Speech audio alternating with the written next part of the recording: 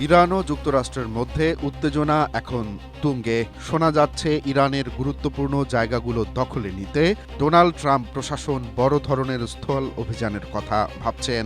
এই অভিযানে যুক্তরাষ্ট্রের চৌকস ৮২তম এয়ারবর্ন ডিভিশনের প্রায় ২,০০০ প্যারাট্রুপার সরাসরি প্যারাসুটে করে ইরানে নামতে পারেন।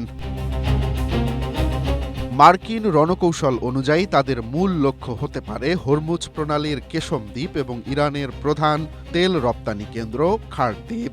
কেশম দ্বীপে ইরানের বিশাল আন্ডারগ্রাউন্ড মিসাইল ঘাঁটি রয়েছে, যা বিশ্ববাজারে তেলের সরবরাহ বন্ধ করে দিতে পারে। এছাড়া পারমাণবিক স্থাপনা থেকে ইউরেনিয়াম জব্দের মতো ঝুঁকিপূর্ণ মিশনের কথাও ভাবছে পেন্টাগন। স্ট্রবেরি সুপার ডটেড ও ক্লাসিক ভ্যারিয়েন্টে সেন্সেশন জাগুক শিহরণ। সামরিক বিশেষজ্ঞরা বলছেন এই অভিযান মোটেও সহজ হবে না। ইরানের শক্ত প্রতিরক্ষা ব্যবস্থার কারণে ব্যাপক প্রাণহানির ঝুঁকি রয়েছে। বর্তমানে মধ্যপ্রাচ্যের দিকে আরও ১০,০০০ সেনা ও শক্তিশালী নৌবহর পাঠাচ্ছে ওয়াশিংটন।